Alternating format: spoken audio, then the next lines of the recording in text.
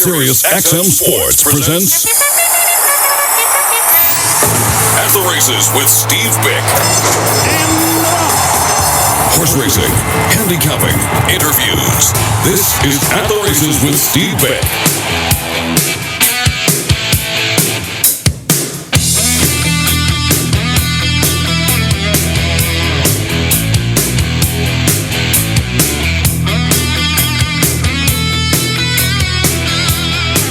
A very good Tuesday, race fans and yearling buyers and yearling breeders and yearling consigners, yearling bid spotters, everybody. And boy, everybody was on hand on the sales grounds yesterday. It was a mob scene.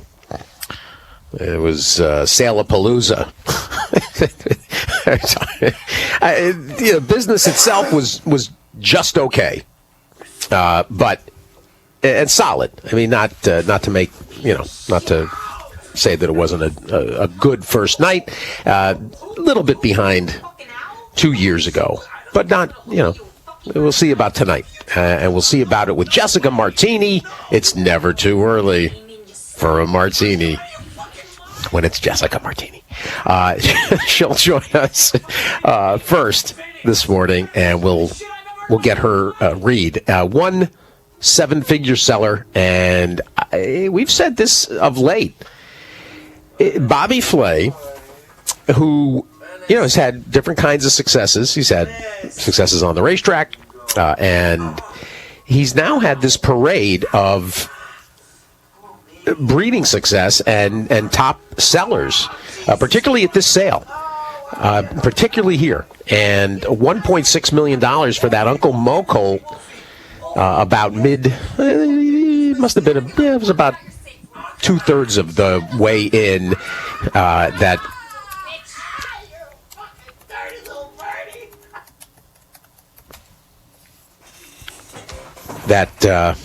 of the evening. And Jacob West for the lows. Bob and Luana low. And you had a couple of other hips that really flirted with the seven-figure mark. Tap It filly and an Into Mischief filly. Really a nice variety on most fronts.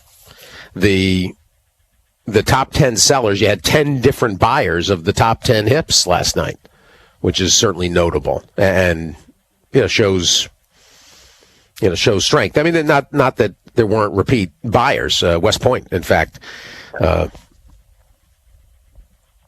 think at least 3 that I noticed, including right out of the blocks. But number of familiar names. And a few that actually, I noticed a few that might swing into action this evening. And we'll see what Jessica had to say and her thoughts. The 2 other hips that flirted with $1,990,000 for the Tappet filly that West Point and Scarlet Oak and NBS Stable purchased. That was hip 61 and hip 71. That was an intense period right there. In fact, interestingly, the top four sellers yesterday, 1.6, 990,000. 940,000 and 850, they all came between hip 61 and 76. So about a 45-minute, 1 hour, give or take, segment of the evening, sort of the middle portion. But it was as expected yesterday in terms of atmosphere. It was a full house, to say the least, and they'll do it all again this evening, starting at 6:30. I'm sure tomorrow when we might save some of the total and specific, particularly on the Stallion side, for our conversation with Sid. But at a quick glance, American Pharoah, a $300,000 seller to Coolmore, and a $700,000 seller out of that nice fun fair, 102 for Paramount. Redbud, LLC. That caught the eye. City of Light, good start, 3 for 3 last night. West Point and Woodford paid $500,000 for Hip 33. The Colt by City of Light, all three, in fact, yesterday were Colts. And Lauren Carlisle, 210 for the City of Light out of Flatter Me with Roses. And Tom McRockland for Champion Equine, 250 for Hip 55. So nice start for City of Light. Some other notable first crops.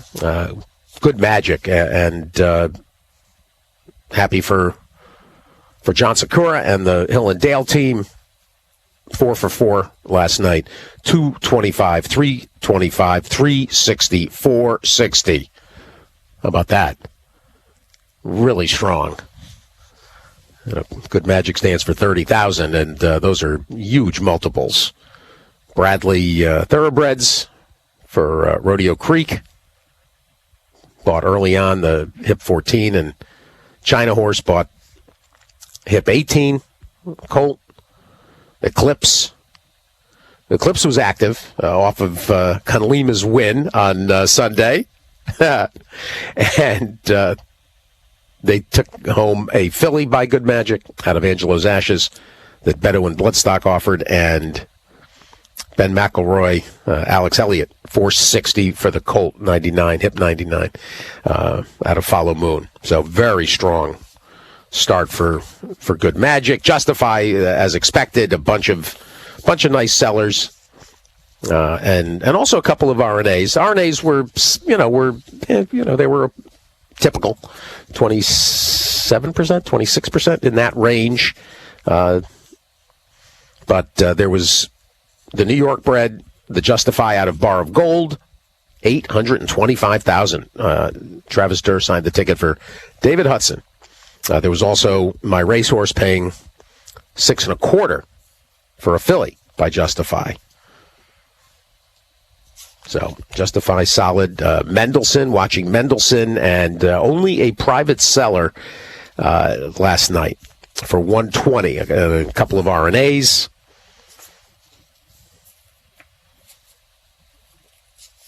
Oscar Performance, only one in the sale, I believe, just this filly last night, $180,000. Bo Bromigan, Millridge offered the filly, Hip 27.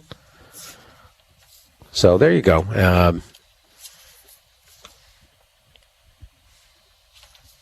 Yeah, we'll get Jessica's take in about 10, 12 minutes, all right? But a very solid start to the sale, and I think tonight, it's going to be tough for them to meet the 2019 numbers, unless there's some wild fireworks, I suppose. So, a couple of things about tonight, and today, I should say, about what we'll do today, and we got lots to do. Still recapping the weekend, and part of it will come with Vicky Oliver, as promised, after a huge Saturday for Vicky. The 2 stake wins and maiden win. We'll talk to her after Jessica joins us. Some very sad news. And late yesterday afternoon or mid-afternoon, at some point I looked up and saw that old friends had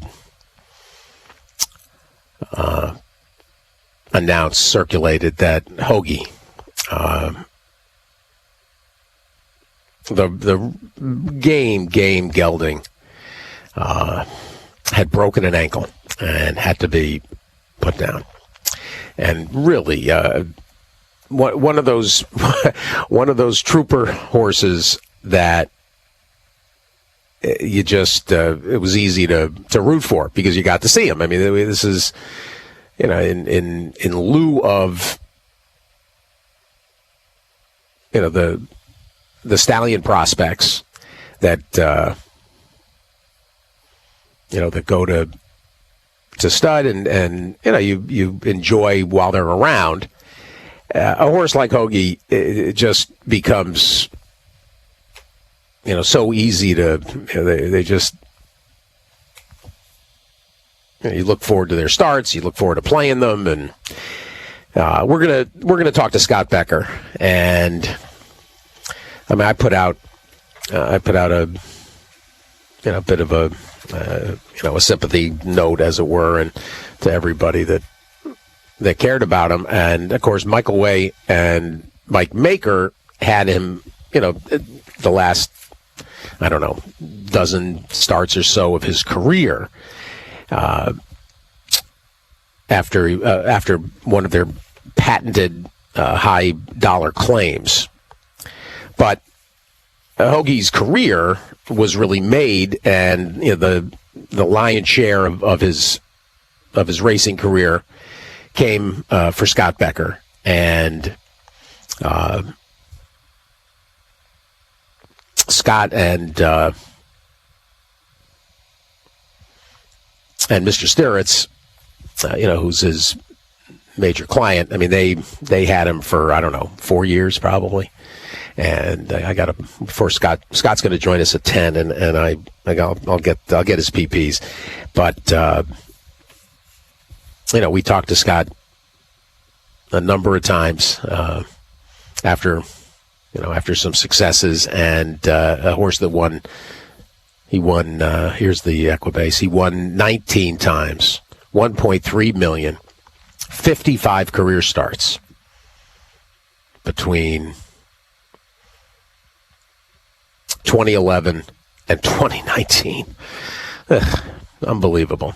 So just bad luck. A paddock pal with Soy Fett apparently at Old Friends, and I mean this is a horse that you hoped or expected that would be around as an attraction for years. Literally, I mean, people. This is the kind of horse people would come and visit. Really too bad I feel terrible for Michael and his staff.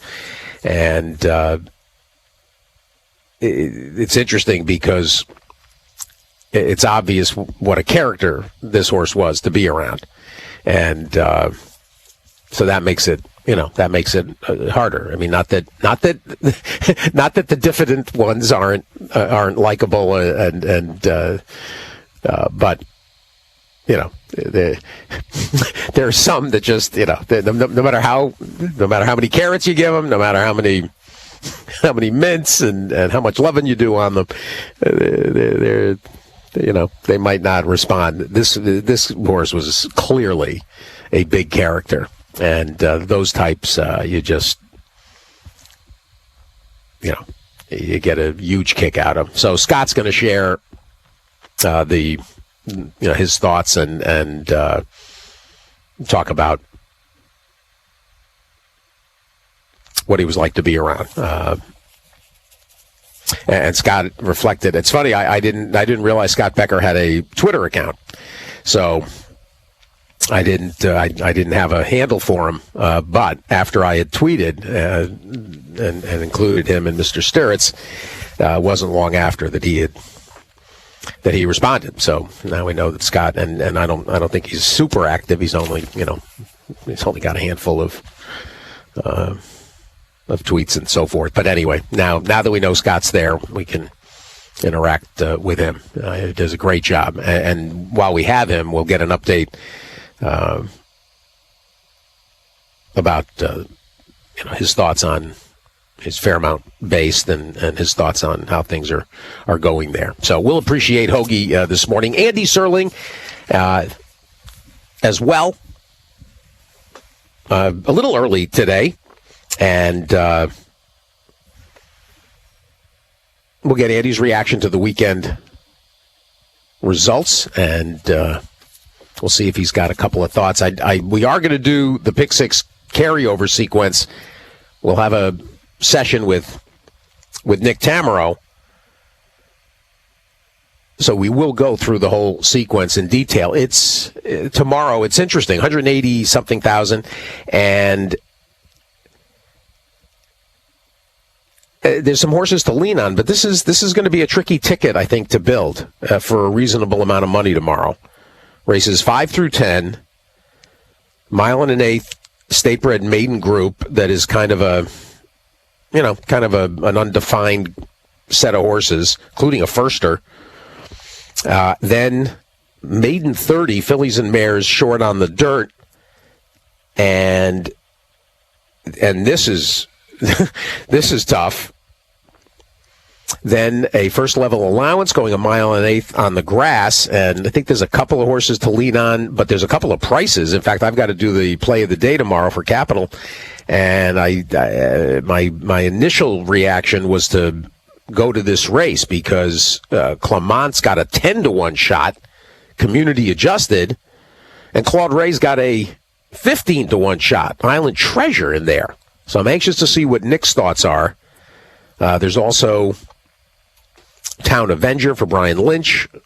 Makes plenty of sense. Some shorter price, 7-2. Orlando Noda's got a horse, Magisterium, 6-1. Who fits? That's a good group. Mile and an eighth on the inner turf for the 3-year-old fillies. Then a state-bred second level allowance, which is I thought that there might be a lean in there. Honey Money for Wayne Potts and it's funny. Potts, some of his horses have run fine, but he's only got one win, and it's with Honey Money. And Rudy, and we're going to talk to Rudy, by the way, this morning. We're going to catch up to Rudy on Bella Sophia, and in fact, we can maybe get a couple of opinions from Rudy because he's got 8-5 Ms. Penelope pit stop in the 6th, and he's got Trini luck in that 8th. So we might be able to get some insight, and he's got one in the 9th as well. The co-feature tomorrow, there's 2 stakes. There's the Mahoney, the 3-year-olds going short on the turf, 5.5 furlong variety. And what do? Do we rely on Steve Asmussen? And thanks again to Steve for that really generous half hour. He was working the sale yesterday and took out a half hour of yearling view time to reflect on the career achievement. Did he guarantee Jackson Traveler tomorrow? I don't know. There's Wesley Ward with a pair of horses. Arrest Me Red kind of caught my eye, 9-2. And there's also Sky's Not Falling for Mike Trombetta. Wesley's other horse on the rail with Irad, Into the Sunrise. So I thought there were 4 in the Mahoney. And then in the nightcap, it's a maiden 40 for State Breds. A Clever Fellow might be another one of these Chad Brown types that could just overwhelm that field of maiden 40s, dropping in from State Bred Company. Wise Racing, looking at Lucky Gelding, the Joe DeRico bred. And this is a mile and 16th on the turf, and I also thought that Viking Zim, the second choice, 3-1. I felt like those were the 2, but I'm sure some people are going to rely heavily on the Chad drop-down in that nightcap. So a very tricky sequence, I think, in terms of ticket building and budget management. We'll see what Nick's thoughts are, and we'll also see what Andy's got to say about tomorrow as well. And I'm sure, in fact, I'm sure Andy's. I bet you Andy's selections are already up at the website, so maybe we can use that as a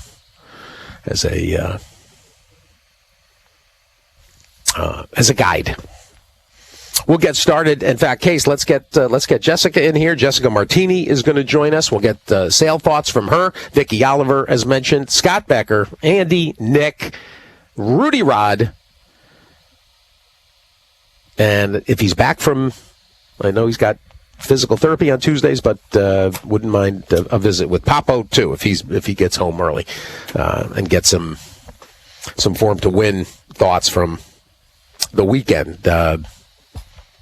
Good, some good. I keep forgetting. You get, especially at the track, it's hard to get those to get the charts up. I should though. I gotta do it on a more regular basis because there were some nice road maps on Form to Win over the weekend.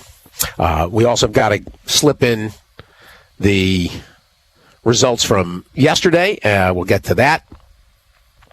And I haven't even mentioned, I've got to take a look. Let me see. I don't have charts, but I do have simply the results from Saturday at the Meadowlands, because we spent that time and it was fun to check in with Dave Brower. And then I actually, kind of funny, I happened to be over with Paul Matisse and the Purple Tablecloth crowd in the back corner, and we watched both the Hambletonian and the Hambletonian Oaks, and they ended up being very chalky. That Captain Corey,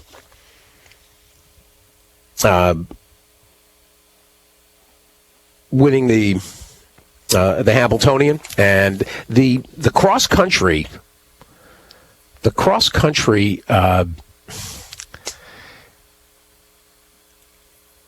paid, and I had I had it on the screen, and now I don't. Now I don't have it. All right, we'll have to maybe come back to that. I think the cross country ended up at around 600 and change. And the tough horse to come up with, of course, was State of Rest. That was really the only, it really was formful. That Wesley filly crushed the Tyro. Her World, yeah, she dominated. Some of the big stallions dominated night one of the Fasig-Tipton Saratoga Select Yearling Sale. Jessica Martini and Christy D. Bernardus on hand, of course, for TDN, and I think Joe's in town, Joe Bianca. So it's the full full assault from the TDN crowd. Jessica, good morning. Good morning, Steve. How you doing? Excellent. And I actually didn't see you last night, but it was tough to see anybody. If you were supposed to, if you said, "Oh, I'll see you at the sale tonight," good luck to everybody, because it was a big crowd. Yeah. Holy cow! It was crazy. Well, I think they limited the number of people who could go into the pavilion, so that kind of pushed everyone outside. I think there were a lot of people outside last night. That's a good point, actually, and I had, so until you said that, I hadn't really thought about that, but it's true. Instead of having that big, SRO crowd lining the exterior rim and wandering in the gallery, pretending that they're going to buy the artwork. Exactly. How about this one, honey? This would look great in our living room. Oh, it would for $18,000. Better to apply it to that horse in the ring. Jess, one 7-figure seller, and Bobby Flay's breeding program continues to produce. He's having a great year, Gus. He's put together a very stellar broodmare band, and they are starting to deliver for him. He the last time they had the Saratoga sale, of course, he had the Curlin co-topper, who's now first captain, and now he has this $1.6 million Uncle Mo last night. So he's having fun in Saratoga. And his comments were interesting too, and to you and other other members of the media, saying that this is his Super Bowl. I thought that was a telling comment. Yeah, exactly. I mean, it's obviously a sale that he's going to target because he has those high-end broodmares. So this is the market that he wants to be selling in. Let me turn to the docket, and let's talk about the buying bench, because one thing that was really interesting, top 10 knockdowns to 10 different buyers. Yeah, it's true. I think it was interesting to watch last year with the foreign buyers not being able to participate because of the pandemic. The domestic front bench really stepped up last year, and that has continued into this year. And we got to see some new names, and it was really interesting and exciting to see owners that have been in the game but stepping up their buying a little bit. It's really exciting. You talk about like the Hooley Racing, the Hudson family. They bought a Justify for $825, and they've been in the game for maybe 4 or 5 years, and I think this was their biggest purchase to date. And I want to say Barbara Minchell has handled the ones. She trained their Schuylerville winner, Dream It Is, a couple years ago.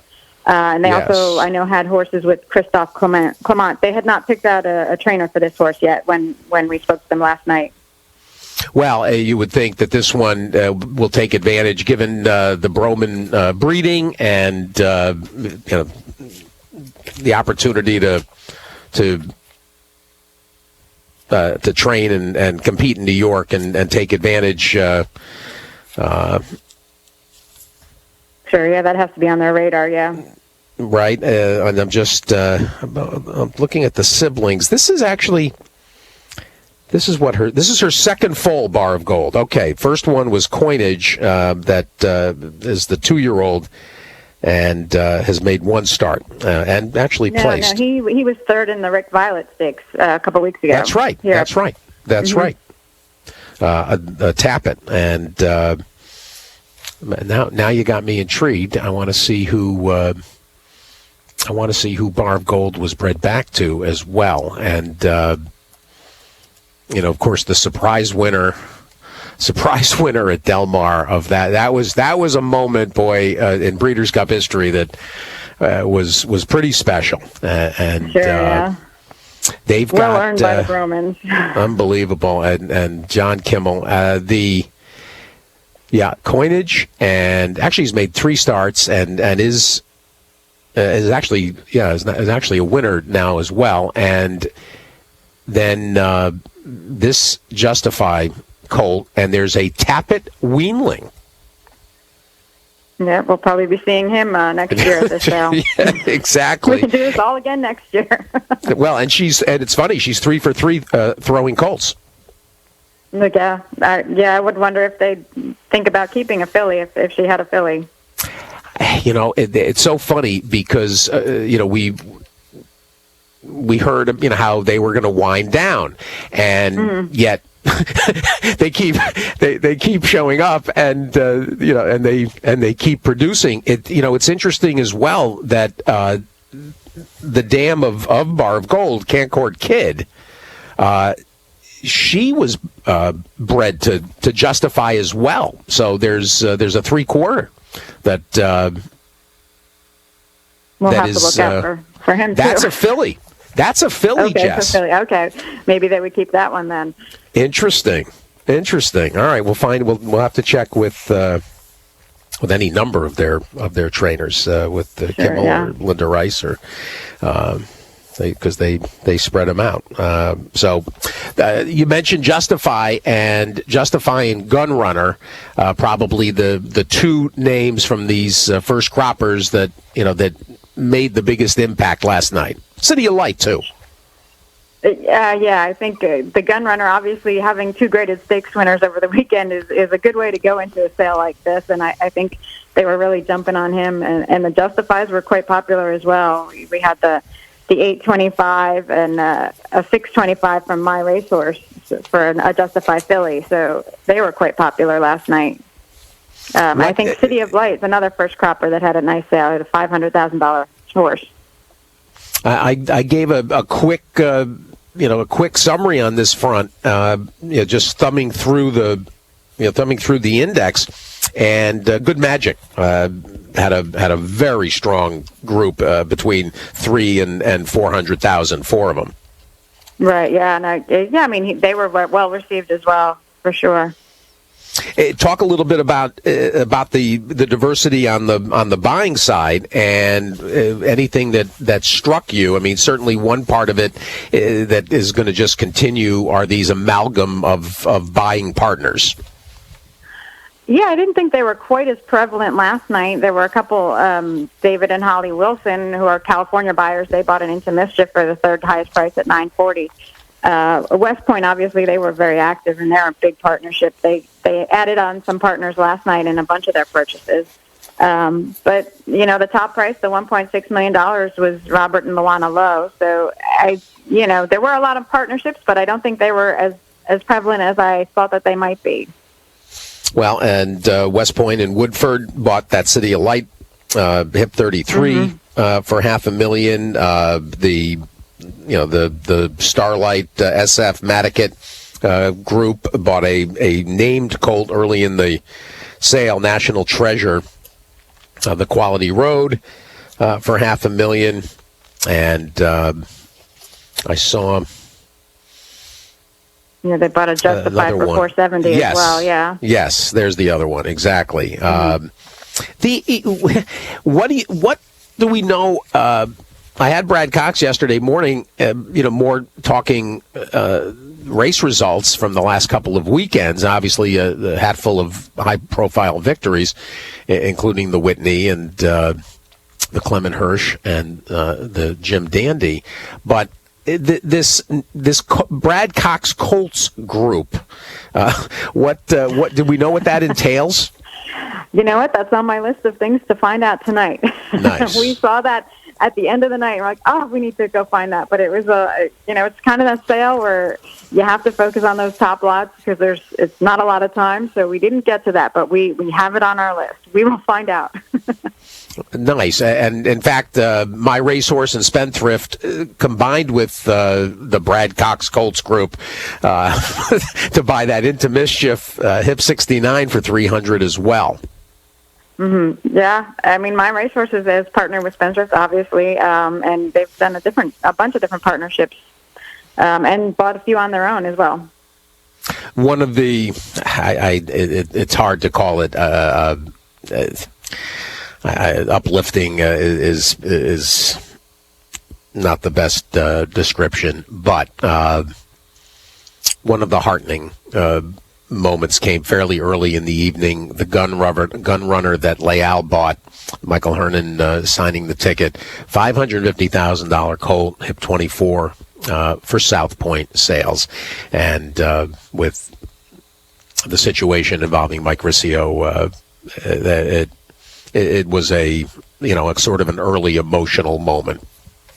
Yeah, for sure. We work with Justina Severny, who has stepped in and taken over that consignment for Mike for this sale, and quite proud of her, the job that she did. I know she was quite proud of the sale. It's the highest South Point has ever sold a yearling for. Yes. So that was, kind of bittersweet, but a lot of pride there, too. I went through the numbers either last week or when we talked to Brett Jones, and I think 7 here these 2 days, but then I think 11 in the book for the New York Breds. So yeah, it's gonna be a long week, but they're plugged into it and they're doing a great job too. Under very difficult circumstances, but they're doing a great job. And it's nice to see them getting rewarded there. I hope so. You know what, and there's a few potentially, Jess, maybe some names that were either turned back last night and are going to have to swing into action tonight if they're going to take some home. Mrs. Weber was, in the ring and interested, and usually is good for a couple of purchases. And we'll watch tonight, I think, to see if Live Oak takes a couple. Yeah, I was watching. She was sitting with Mark Cassidy at one point, and I saw that they were bidding on something, and it went up and went up, and they kind of both looked at each other and like smiled and kind of laughed about it. And yep. So they still got some money to spend tonight. Yes. Who else? Who else do you? Yeah. Who else? Any? You know what? You know what else is absent? Looking at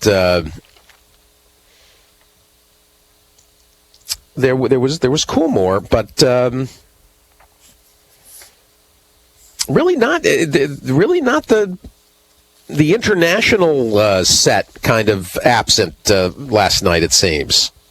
Yeah, definitely. There was very few international participants. I don't know if that's an issue with the travel restrictions still being in place or what that's about, but it was surprising not to see more foreign participation. The Coolmore guys have been walking around, and I think they bought one horse last night and maybe plan on buying more tonight. But very surprising to see it was pretty much all domestic buyers last night. It seems that based on the summary and just the one 7-figure seller, the two that flirted with $1 million, it feels like it would be tough tonight to reach that record-setting number from 2019. Yeah, it seemed like yesterday's session really started off slowly, so I think it kind of built, and maybe that's kind of what I've seen over the years at this sale, that it does build momentum as it goes.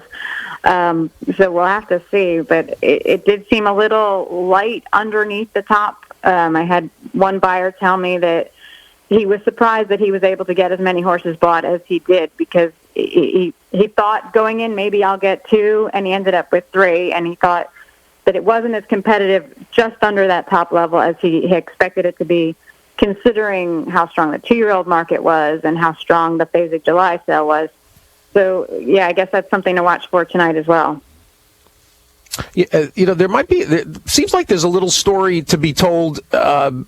Just one name just caught my eye in a couple of high-priced purchases.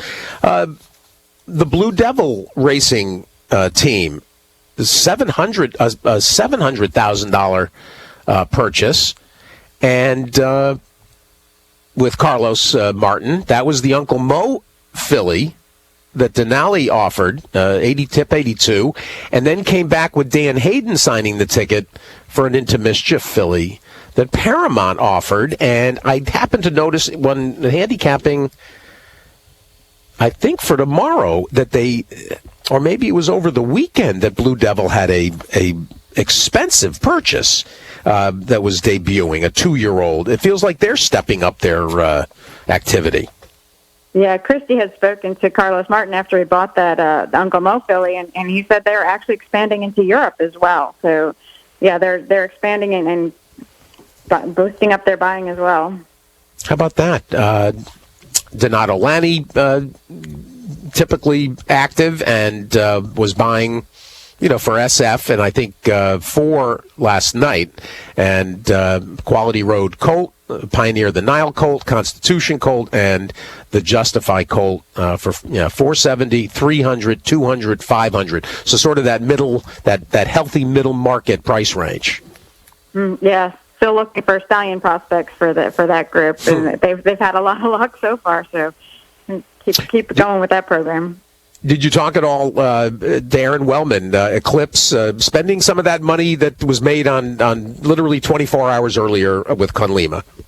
I saw him running around a lot. I don't think he stopped all night. he was quite busy. Constitution Colt for $385. That was early on, hip 23. Gainesway offered, and the Good Magic filly for $360 from Bedouin Bloodsuck. That was hip 39. How about looking ahead to tonight, Jess? Who are you tracking? What's going to light up the board? You know what? There are a bunch of potentially high, interesting pedigrees anyway. There's a half-brother to Rachel Alexander by Bolt Doro, right, who's selling with Hillendale.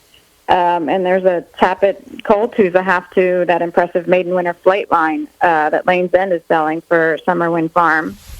And there is a City of Light Colt who is a half to Travel Column that Denali has. as well as a Justified Colt, who is half to Taprit, the Belmont Stakes winner. So some definitely interesting pedigrees to watch out for tonight. That City of Light sells late, right? Hip 209, and the one that's... Well, I think it's 201. But, yeah, 201? Right at the end. And... number. I'll tell you, there's some You're right, nice. 209. I'm sorry.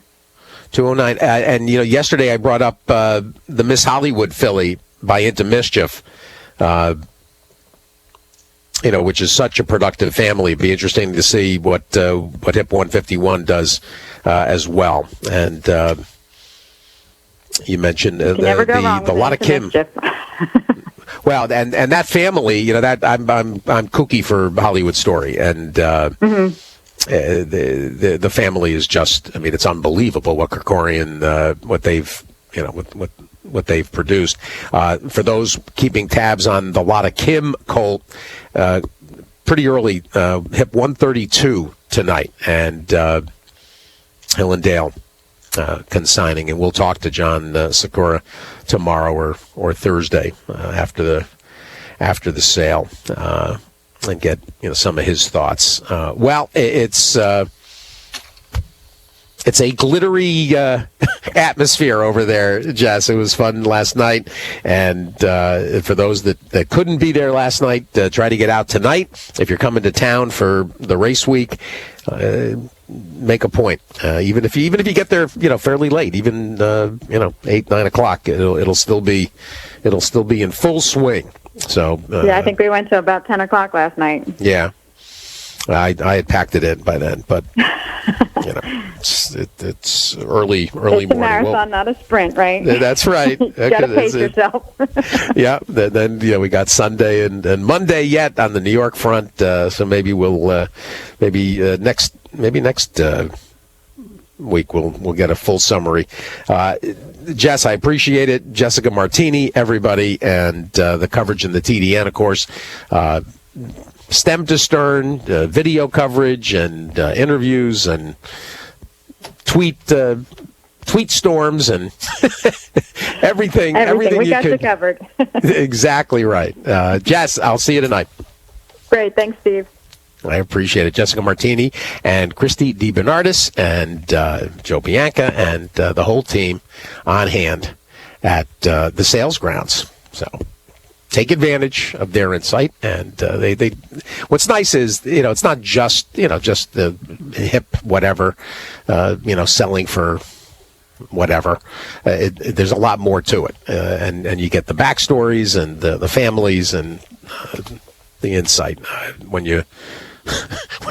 when I print out a lot of these stories, and I make like a essentially ends up with a little bit of a comprehensive sale notebook, and particularly Keeneland. This is not so tough, this or the July sale. Keeneland, it gets after about book 2, you just. It gets a little to be too much, but when you go to print out their story, each story that particularly Jess and Christy do, it'll print out to like 10 pages of of story on 6, 7, 8 of the hips, and it's one of the real hallmarks of what TDN does, that you get deep cover, as it were. Thanks to Jess. And you can follow Jess if you aren't. Jess Martini, TDN. Jess Martini, TDN. We're going to stay here, and we're going to get Vicki Oliver. She's going to join us, and I'm looking forward to this. I haven't talked to Vicki in too long.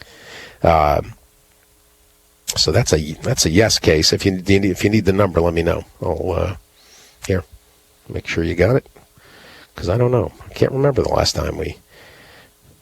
She is famous for this, though, for this kind of a day like she had, where like typically a Keeneland, she'll win a stake, she'll win in a maiden race, she'll win an allowance. That's her that's her MO. But a really good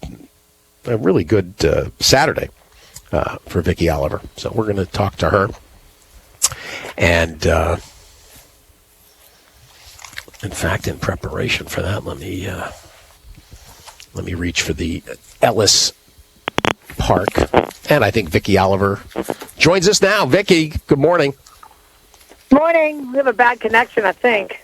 It's a little, I hear a little crackling. Not terrible. Yeah. Well, maybe it is. Maybe it isn't so great. Can you hear me okay? I hear you well. Yeah. Let's see if it continues the interference. But let's start talking, and if it gets bad, we'll make adjustments. What a nice day on Saturday for you and the team. Yeah, we had a great day. It was a lot of fun. Worth the drive. Let's talk about the stakes winners first, and Flippant in that Dueling Ground Oaks. This went off as the 7th, and the Tappet filly out of the Nice Frivolous stakes debut off the maiden win earlier in the meet, and you had to stretch her to 1.25 miles to graduate. What's that? I'm sorry, it cut out. Unfortunately, we have a bad connection.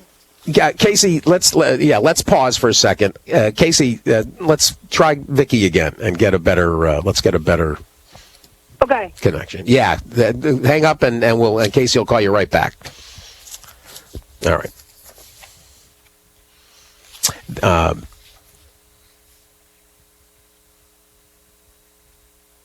Flippant and the dam. I really should look up the dam because she was. I think Vicki trained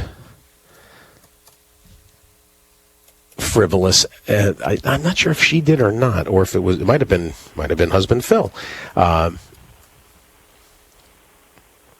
Hello. There we go. Yeah, that's better. Yeah, yes. Much better. Did you? I was just speculating. Did you train Frivolous? Yes. That's what I thought. Yeah, that's what I thought. And of course, we bred her. My father bred her, and right. I ran her. Yeah. But she was a big time winner, right? I mean, what did she win that we talked about over the years? She won the Florida Lee. She won the Fall City. She ran in the Breeders' Cup. She was 5th in the distaff. Very nice filly. She was 2nd in the big race at Delaware, the Delaware Park Handicap. She was a real nice filly, but she was long on the dirt. And I've got one daughter out of her that's 5.5 on the grass, and the other one's 1.8 miles on the grass. So go figure. Too funny. Well, and the other one is Never Forget. That was her first filly, and now here's Flippant, who becomes a stake winner. And what I had started to say, when you talk about long on the grass, you had to stretch her out to 1.25 miles for her to graduate. Yeah, and I don't think she needs. It's not as much the distance, and it was actually when I ran her at Keeneland on the grass. It was just because the dirt race had already come up at the meet, and I really didn't have anywhere else to run her, so it was kind of by mistake that she ended up on the grass. I just wanted to get a run in her, and a 2-turn run in her, and I ran her on the grass, and she ran so well that then I had kept her on the grass since. She stepped up in that 1 1/8 race at Keeneland in April and just missed. Got beat a length and change, and then a mile at Churchill, and then the 1.25 miles. So this is 1 1/16, and thinking about the big money opportunity, of course, at Kentucky Downs. But clearly she's stepping forward, with each start now too. I mean, she's by Tappet and out of an Empire Maker mare, and it figures that she with maturity and with experience that she's going to keep getting better. Yeah, and the mare Frivolous got better the older she got. If you ever look at her form, I mean, her best year was her 5-year-old year. So the family seems to be, the older they get, the better they get. So I think that's how it's been with all of them. Well, and of course, the Tappets, there's a bit of a flightiness, starting out, and it's kind of funny how, it takes them a few starts kind of to settle down and accept what's going on around them. Yeah, figure it all out. Like she's definitely a lot more flightier than the Never Forget, the Tappet filly is flippant. But like you said, she's learned to settle down, and it was probably a blessing in disguise that she stumbled at the break a little bit the other day because it got her to rate and settle and then come running late. Well, and Rafi Bejarano now 3 straight rides on her, including the maiden breaker and this win. And we'll talk about the boys' race in a second. But now just basically, tread water and keep her happy leading toward Kentucky Downs. Yeah, she doesn't carry a bunch of weight flipping, so yeah, I'll probably just try to keep her happy and see if we can get her right for Kentucky Downs. But hopefully, she looks like she's come out in really good shape. She goes back to the track tomorrow, so we'll see how everything goes. Outstanding. All right. Well, that was the girls' race, and the boys' race came a little earlier. Core values here and a bigger price. This an honor code, and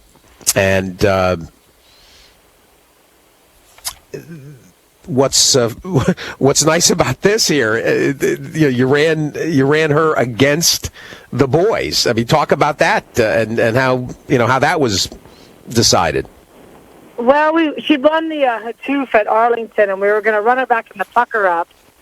And this race looked like it was coming up a short field, and it was 1 mile and 8, and we didn't want to run her against Flippant. And she would appreciate the extra 16th core value. And we gained a week going into Kentucky Downs, and it was half the ship. So we just thought it would be it'd be better for the filly moving forward if we had run in this spot. And we get the 5 pounds, which is a big deal, and she was doing really well. She had worked great, so we just thought we'd just go ahead and go for this race and keep her close to home, and then get her ready for the big race at Kentucky Downs. How about that? So at that point, the two you'll have to run the two together. Yes. Yeah, that's going to be the next question of what we do. I don't really know what we're going to do because it's after September 1st, we don't actually get the 5 pounds. We only get 3 pounds. We decided to put one against the boys. We don't get near the weight break. Why that is a rule, I have no idea. I mean, they're a filly. When they're once a filly, they're always a filly. I don't know. I can't figure out what matters for time of year, but it seems like the strangest rule to me. So I don't know. We're just going to have to think about, just see how they look moving forward. And, I'm hoping both come out well. That's a decision we're going to have to make. If we run against each other, or we split them up, or where we go from there. It's interesting, too, with this. This was a $230,000 Keeneland yearling fairly early, 652 at Keeneland, and BBN Racing. This is an honor code filly out of the Street Cry mare Sweet Awakening. John Bates, Ron Kirk, and Mike Reardon bred, and she's on a nice roll. The 3 straight wins. Yeah, and the half brother to her was that Are You Kidding Me? Who Roger Apfield trained, who was a grass horse. Sure. So, it go. I thought this filly was going to be dirt. She won on the dirt at Tampa, and then she just didn't do any running after that. And then we put her on the grass, and she's won. She's been won 3 in a row. So it's pretty exciting. How about that? And well on her way to.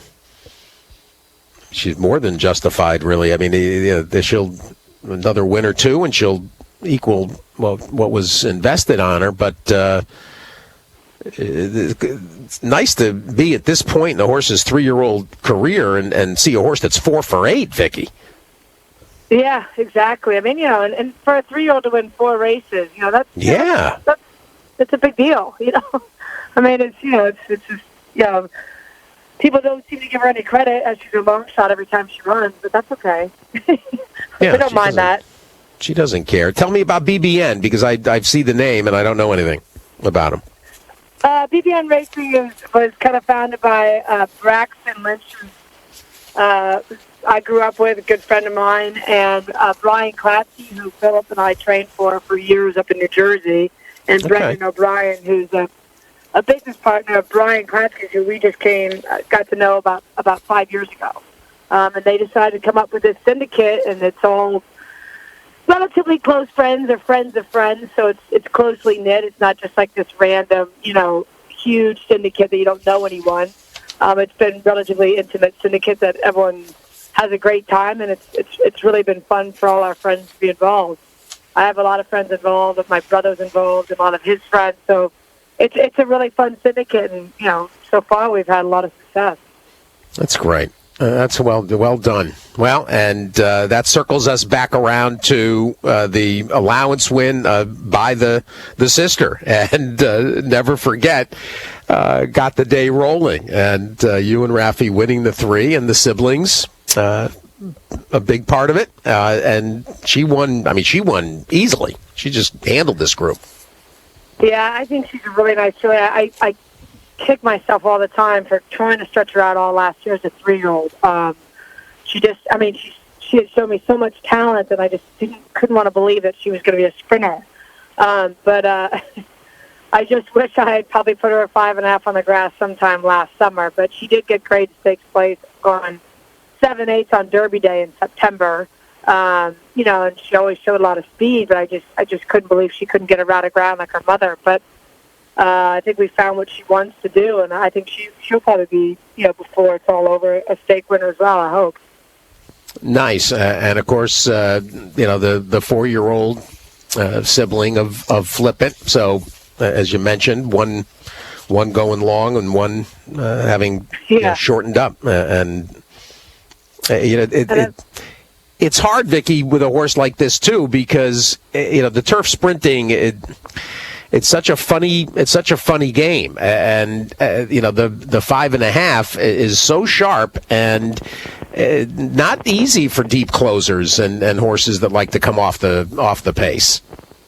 Yeah, I mean her biggest issue is she has to run at horses, because if she gets in the mix of them, she kind of holds her breath, and I think that's how we kind of figured out. I don't think she's necessarily a sprinter, but I think that's what her mentally capacity has allowed herself to do, because she likes to hold her breath a lot of times. So I think with the sprinting, they get away from her, and she gets to relax early, and then she gets to have that huge kick.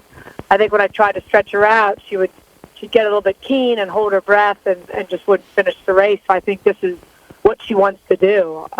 So I think we finally figured out where she wanted to be. And we actually have the half-brother, who's a 2-year-old by Candy Rod as well. So hopefully he'll be as good as the fillies. That's Levity. Yeah, he's going to breeze tomorrow, actually. How close? So he's just getting started, or is he fairly close? No, this will be his first. He's done a few quarters. This will be his first 3/8. He was a little further behind than the girls. He just needs a little more time to grow up, but he looks like he's a really nice horse, and I hope to get him started Keeneland Fall. Nice. There's also a Quality Road Yearling Colt, and there's a Constitution Filly Weanling. Yes, and the Yearling Colt looks really good. He was a little bit immature because he was a later foal, but each week I go out and see him at the farm. He looks better and better. And then the Constitution filly's a beast. I think she weighed 149 pounds when she was born. Big, strong filly. Really excited to have her in training. Who did Frivolous get bred back to? She went back to... I should think of this. She might have gone back to Constitution, actually. Interesting. It wasn't City of Light. I don't think we did City of Light, because she was a big filly, and City of Light was a real big horse. But she's actually a harder mare to nick than you would think. There's a lot of nicks that don't work for her, but yeah, she is back in foal, so hopefully we'll get another filly or colt. Very nice. And looking back at that family, that 60 Rockets, her dam was a nice horse too. That belonged to me. Yeah, she was a really nice filly. I had her as well, and she got same thing. She was starting to get really good, and she got hurt in that state at Calder, and ended up getting hurt. But she had always shown a lot of ability as well. So it's been a family I've been around with for a long time. Well, and it does seem that you and your father are kind of treasuring the offspring of this, because your dad gave me we had a terrific breeding conversation. I can't remember if it was last year or maybe it was in 2019. We run it actually whenever we do a breeding, kind of a breeding best of show. And, we talked about the, keep the fillies, sell the colts philosophy, but it feels like this family is pretty treasured and everything's being kept. Yeah, well, we did run the candy ride to the sale, but I think he ended up being in the wrong book. He was a really, really nice yearling, but I just think he didn't quite belong in book one because she wasn't quite an established mare yet. She'd only had Never Forget to the races. So I think he kind of slipped through the cracks, and we just didn't want to lose sight of not having him. And Brian, who was part of BBN, bought him, and then just got a couple partners in on him, and then we've got him as well. But he did go to the sale. The Quality Road will be going to the sale in the fall. There we go. That's more like it. That's yeah. Yeah. How about let me ask you about a couple that are coming up this week at Ellis, and you got a firster, the 2-year-old honor code filly, Code for Success, and this is one your dad bred with Mr. Farish. Yeah, I think she's a very nice filly. I think she's probably going to need a race, but and she's going to be 2 turns for sure. But she showed me a lot of ability. I'd like to see her kind of break and come running late. But I do like her. And BBN's got a filly in there called Off the Charts, which is a filly they bought out of the OBS sale this summer at the Liam's Map filly. So I'm trying to get all these 2-year-olds started, so it gives us a little bit of time before Kentucky Downs. I think it's tough to run first time out at Kentucky Downs. You'd like to have a race under them running up and down those hills. So we just kind of jammed these 2-year-olds in the last couple of weeks, trying to get us started before we, run for the bigger one at Kentucky Downs. I was going to ask you about Off the Charts, and she's out of an Albert the Great mare, which we don't see too often. I know. It's kind of a strange cross. But I'm not to be totally honest with you, I'm not exactly sure what she's going to want at the end of it. She's done everything right, but I don't know where she's going to end up being in her career, whether she's going to be a sprinter or a 2-turn horse. She hasn't really shown anything for me to make a decision yet of where she's going to end up. I'm not sure. She's one I'm just going to have to see how she runs and go from there. That's the 4th race on Friday at Ellis. Code for Success with Raffi and Off the Charts, Brian Hernandez Jr. And then looking at Saturday already, Seaver, Marcelino Pedroza getting on board. This is a Noble Mission filly for St. George. She's been a filly that's just, I've actually entered her a few times at Indiana. Didn't get in. Usually I have Bayerano, but I wasn't planning on this particular race, but Bayerano was taken. So Marcelina, who we've ridden a lot in the past, and she's a filly that she's actually shown some talent. She looks like she's old turf, has a really nice way of going, and I didn't want to sprint her first time out. She just didn't act like she had enough early speed for something like that, so we just decided to put her 2 turns a mile on the grass first time out. I think she's fit enough. She needs to run. We'll see what happens. Nice, and this is an interesting family actually as well. The Dam Alley was winless by aftermarket, and then goes back to a Wild Rush mare, Bank Audit. Yes, who Ian had as a broodmare. Yeah. We had Alley actually as a racehorse, and there's a yearling that I went out to look at of Ian. That looks like it's a Flintshire out of this mare. It looks like a really nice horse. So both of her horses she's drawn have been really good looking. I guess time will tell to see if they can run. Well, and then there's an English Channel that follows that one. Yes. Yeah, an English Channel, exactly. So it's very turfy. Well, there we go. And always fun to look ahead and give everybody a chance. Seaver, Seiver, on Saturday. This in the 8th race. So some firsters, and Vicky, you made your stats look very healthy at Ellis after Saturday. That right? The way to it always helps, right? way to pad that stat sheet, and I laughed because I said when I saw that on Saturday night, I was going through some results and catching up after the busy day at Saratoga, and I'm like, wow, this is she must have thought she was at Keeneland. Yeah, yeah, it was a fun drive, and actually my mom and dad came with us, which was fun because they didn't go to Saratoga this year. So it was my mom's first time there. I think my dad had been there one time way, way long ago. So it was pretty fun that they were there for it as well. Oh, that's cool. That's really cool. Yeah. Yeah, so they drove down. We all drove down and spent the day there. So it was really fun. Good deal. There you go. The Watts Humphrey and Company at the Pea Patch. We love it. Yeah, we love it. and it wasn't 103 degrees. It was hot, but it wasn't too bad. It's famous for right. Well, Vicky, obviously we'll be watching these horses coming back at Kentucky Downs and at Keeneland, and it feels like there's a lot of good things happening on the shed row. I hope so. Looking forward to it, and having a couple others too to run. I think we're going to have a good fall if all falls into place. Outstanding, Vicky Oliver, everybody, and a big Saturday at Ellis. Vicky, thanks so much. Great to catch up. Thank you very much. I'll talk to you soon. You got it, Vicky Oliver, everybody, and nice these families. That if you haven't heard that, and I don't know if it's on the best of. Another thing that if it's not there should be. It's one of my favorite conversations in recent memory. That learned so much from her father, from Watts Humphrey. Watch for all those, and it sounds like those maidens have some ability.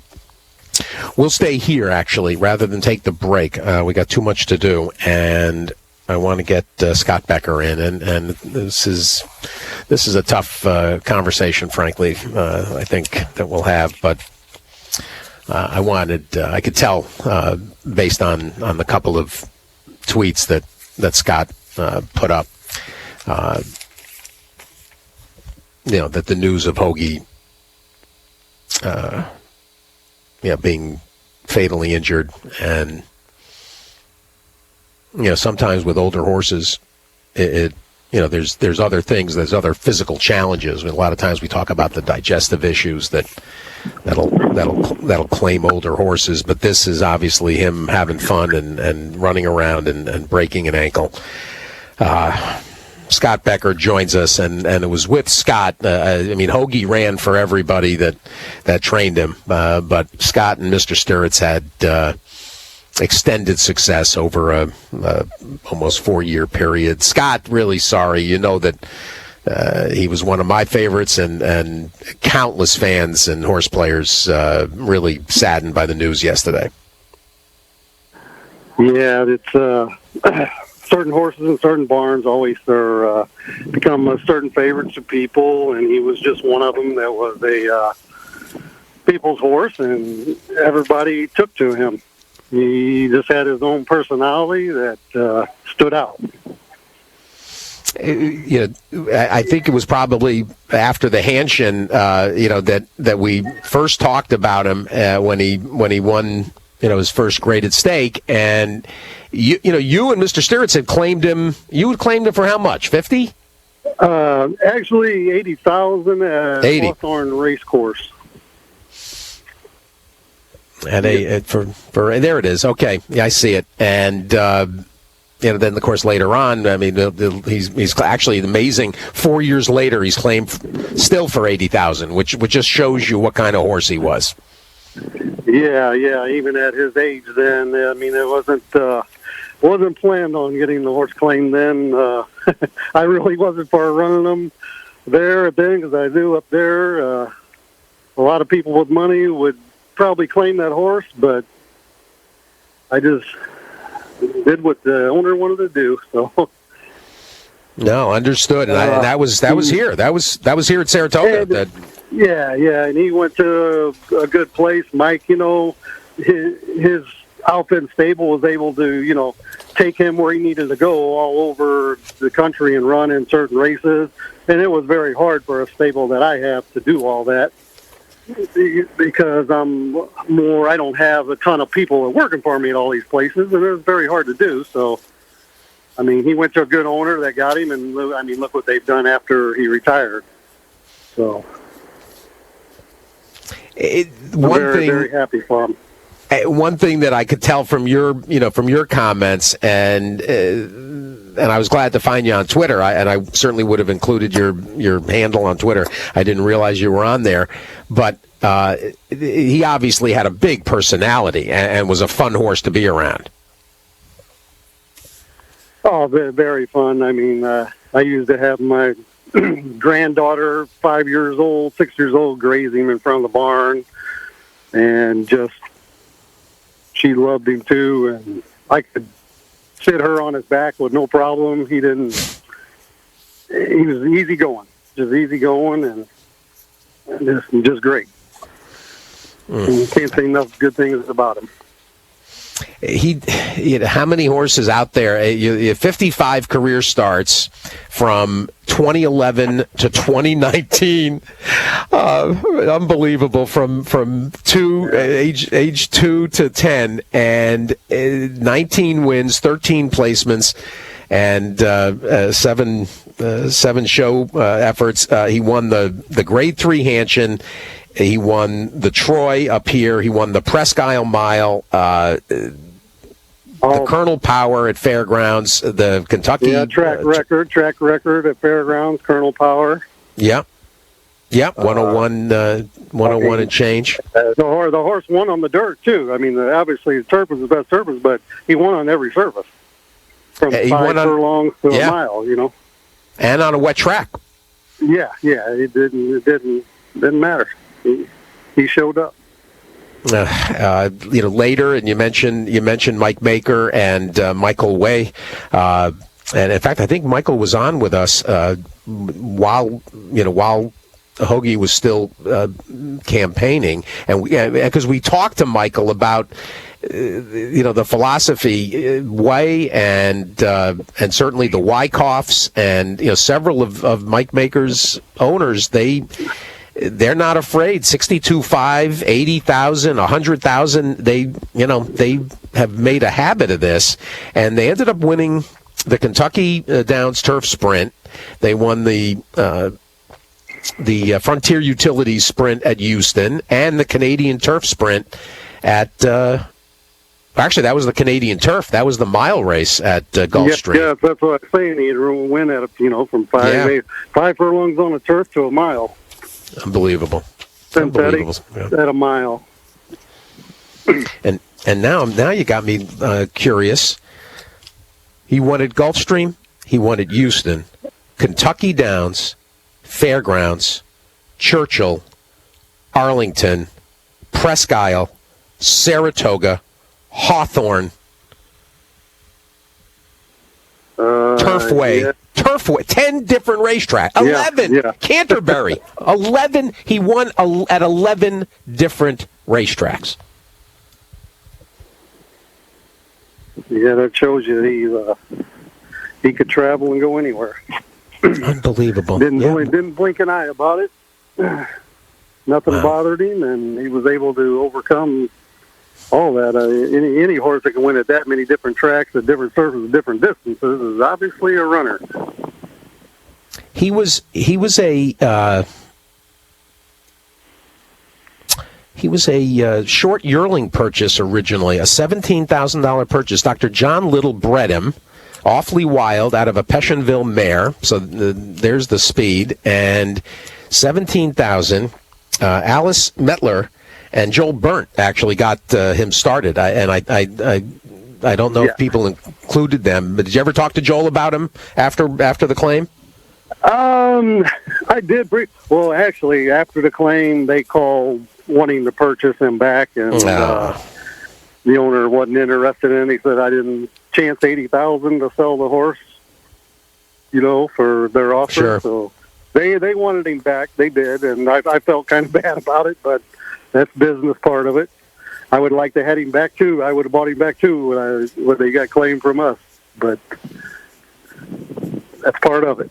No doubt. Well, and you and Mr. Sturritz, of course, and I did want to ask you too, Scott, with this, with this sad news.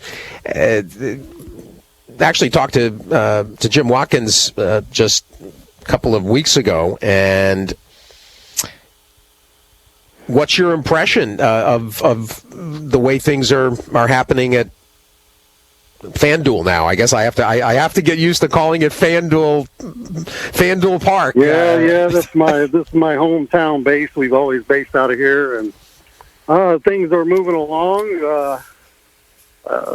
They've been in survival mode for years, and there's positive things happening. It's probably going to be, year or two down the road before they see a little more things happening, but they're surviving here and coming along, and it's tough for these lower tracks to keep going, but they're doing it, and they have a good foundation now, so I think they'll be able to keep going for years. Nice. And do you train? We've talked several times, and I'm not sure. Are you training exclusively for Mr. Sturritz, or do you have any outside clients?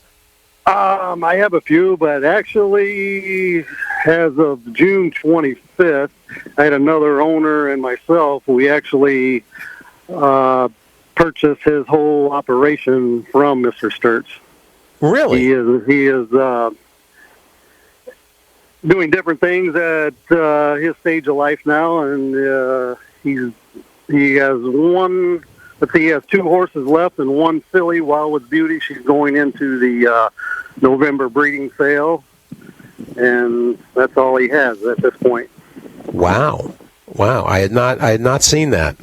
So it not exactly a dispersal, but kind of a transfer. How many horses essentially did you acquire with this? Counting brood mares and babies, we purchased about 88 horses. Wow. So, yeah, it just went from one extreme to the other. Well, I'm excited for you, and we certainly talked about Wildwood Beauty as well, and some of her success and career exploits, and imagine she'll be an attractive broodmare band candidate as well. Well, Scott, I'm sorry you didn't get a chance. I could tell that you were saddened that you didn't get a chance to go visit Hoagie at Old Friends before this happened yesterday. But sometimes when you put things off, you should never do, because I envisioned that horse being one of those horses that lived into his 30s. I really did. I agree. I said the same. That's exactly the way I phrased it. That he felt like, and it's a terrible loss for Old Friends, because, when you talk about a horse that won on all these different racetracks and so many different people, were fans, the opportunity to go see him, several times over his time there. But it was obvious that he was out there in that paddock with Soifet, and apparently the two of them were just constant romping companions.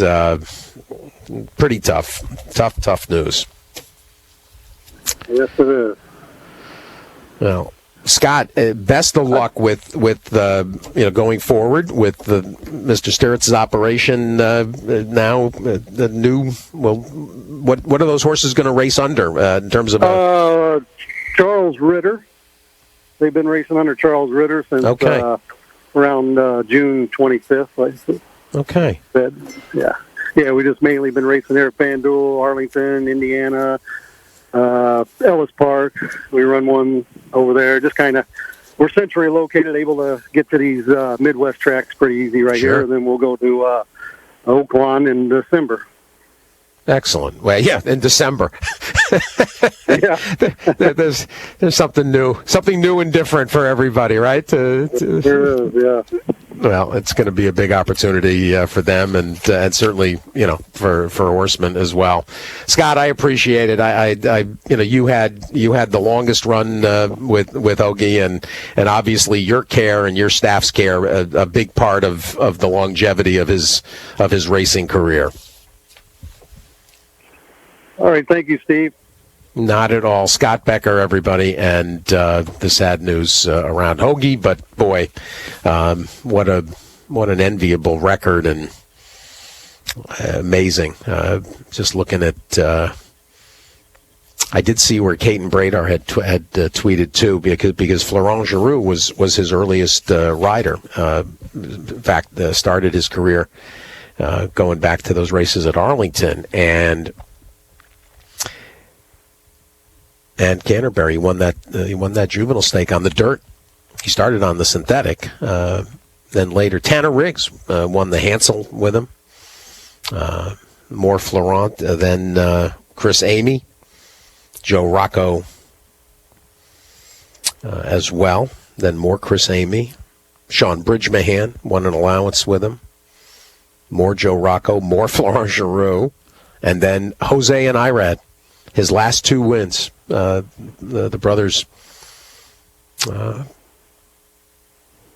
back-to-back at Sam Houston. Jose won the Frontier Utilities, and then Irad won the Canadian Turf.